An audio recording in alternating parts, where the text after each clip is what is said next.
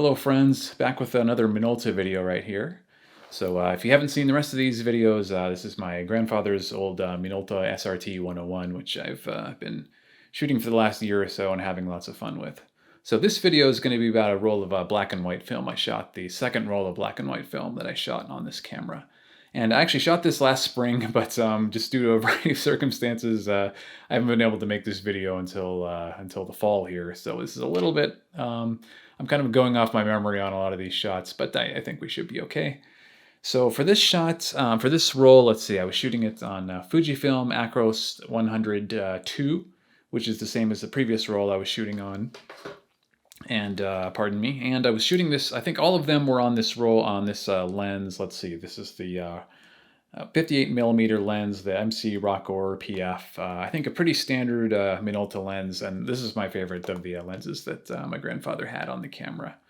So all of them came at this 58 millimeter length, and I used a yellow filter for I think all of the shots on this roll. So if you're watching this video, maybe you're familiar with filters, but if you're not, in black and white film, it's common to use color filters like this. On a roll of color film, everything would seem yellow, but on black and white film, this can help add a lot of contrast between the black and the white, and can kind of cause certain colors to stand out. So it's a popular choice to use different color filters for black and white film. So I wanted to have a full roll on a yellow filter to see what that would be like. And I think what I'm going to do today is I'm just going to do one quick montage of the shots I had, and then after that I'll discuss them. So first let's take a look at the shots.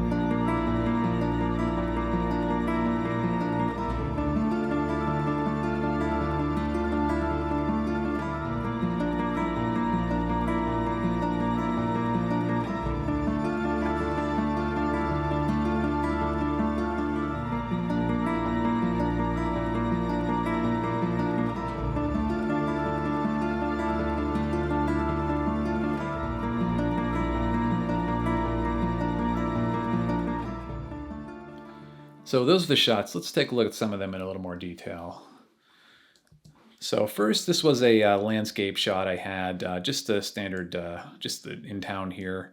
You can see that the blacks are pretty rich with this yellow filter, and the sky is also, I think this was probably midday as I recall, but the sky is also kept, it's not overexposed. So this helped, I think. A lot of the pictures on this roll, which I think you'll see, came out with very dark, kind of deep inky blacks, which look pretty cool. But we'll see later how in somewhat darker lighting conditions that also made things look like they were happening very late or at night and late in the day, when they kind of probably weren't actually. So I liked just having this cityscape right here. None of these buildings are new, so I think that's helps go for the aesthetic I try to go on black and white film, where this isn't contemporary things, it's stuff that might have been around when this was when film photography was common and this camera was new. And you could see in this shot in particular, the darks were just very inky black. I don't think I underexposed it. It seems like the highlights were preserved and the sky is visible.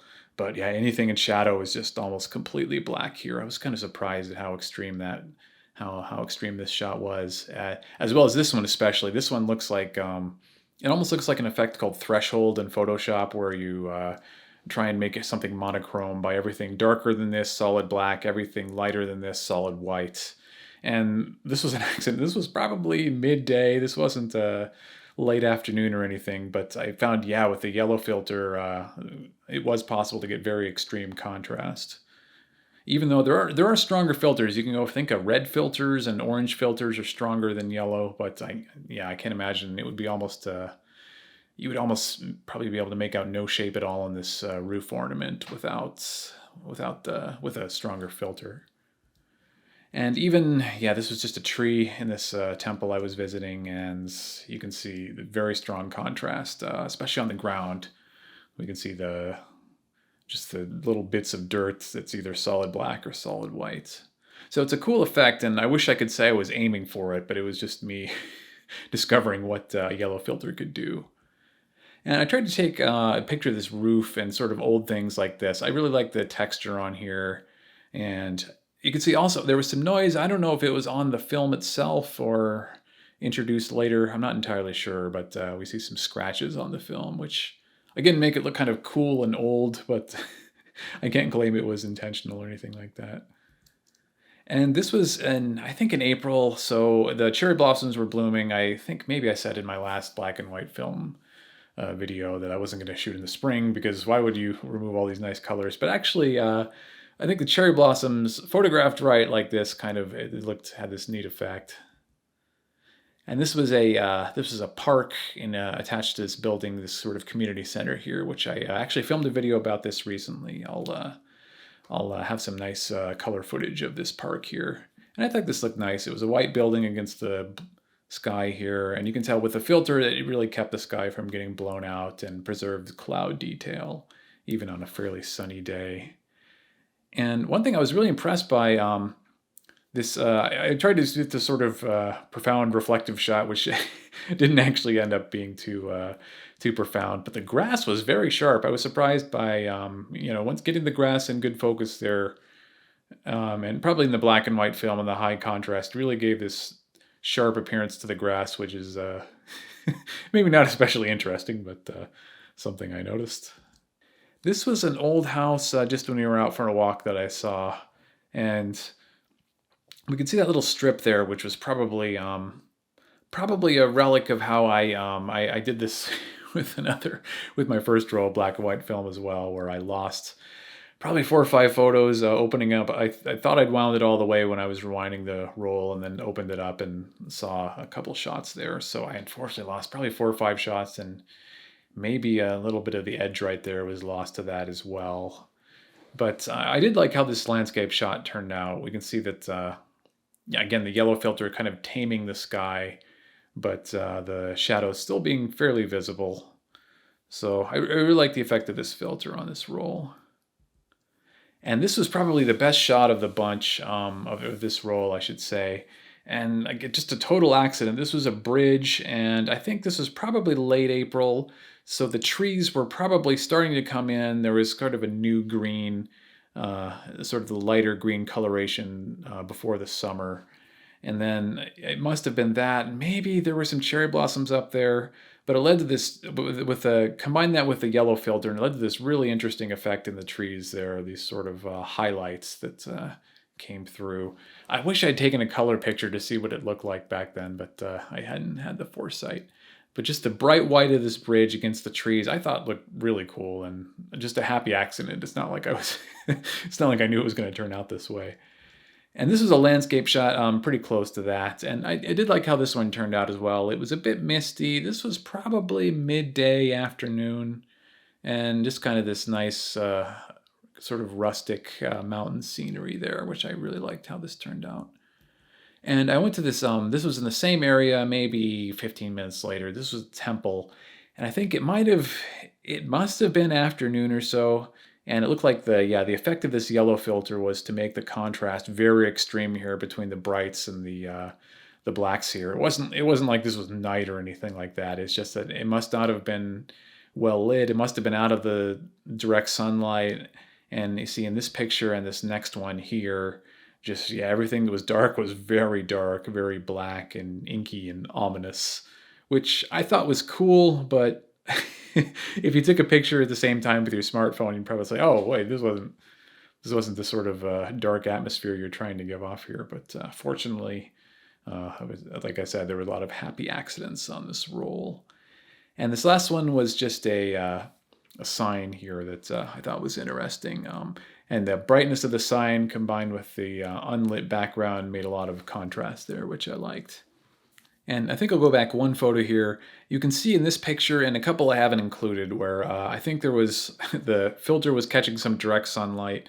I didn't clean the filter well enough, so there was a lot of, I think the dust on it when hit with maybe the right direction of lights led to a lot of splotches that you can see here, which aren't bad, but kind of make the picture look like it was taken in some extremely dusty environment when it was actually just me. I needed to clean the filter. So that was the second roll of black and white film on the Minolta, and yeah, every roll of black and white I've taken has made me really enjoy it. I've started going back and editing some of my old photos in black and white, like digital photos on the Sony. Now, of course, that feels like cheating because you can play with contrast so much more than you could with film, and you could get that just dialed in precisely how you like it instead of having to have any sort of technical knowledge of film. But it's kind of, it's sort of, it's given me this new realm to play around with in photography that I'm enjoying a lot. It's not that I am particularly good at it or anything, but it is kind of a nice break from trying to, well, not color grade, but sort of get colors dialed in just how I like it. It's nice to be able to take all the color out and play around with it. So yeah, I am really eager to get another shot of black and white film through the camera again. I hope I can do it sometime soon. As I mentioned in the video with the Rolle, with the black and white film that I shot in Tokyo, this particular film has probably literally doubled in price since I bought it last spring. So I'm going to have to try and find something that's not too expensive, but I just enjoy it a lot. So I hope you have as well. So I think I have 2 more rolls of the expired color film that I put through the Minolta, which turned out pretty well. So I think I'll make another video about those when I have the chance. So anyway, thanks for watching all these, and I'll see you next time.